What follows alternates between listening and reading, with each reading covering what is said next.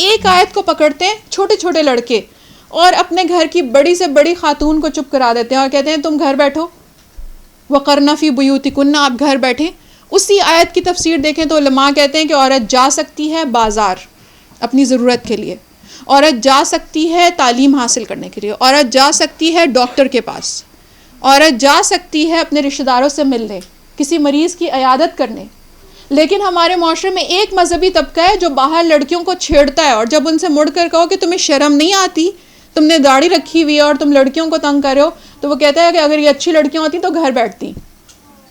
کیا یہ مذہبی لوگوں کی سوچ نہیں ہے؟ وہ بھی ہم جیسے مذہبی ہیں، ہم نے ہی ان کی سوچ کو ٹھیک کرنا ہے. ہم نے ان لڑکوں کو بتانا ہے کہ آپ کی مائیں بھی آپ کے گھر سے نکلتی ہیں جب ان کو ڈاکٹر کے پاس جانا پڑے. اچھی لڑکیاں ہی اسکول جاتی ہیں، بری لڑکیاں تو اسکول جاتی ہی نہیں، کیونکہ ان کو علم حاصل کرنے کی لگن نہیں ہوتی. ان پہ خواہشات کا اتنا غلبہ ہوتا ہے کہ وہ تو پڑھتی ہی نہیں ہے. پڑھتی تو وہ لڑکی ہے جو راتیں جاگ جاگ کر علم کے لیے محنت کر سکتی ہے.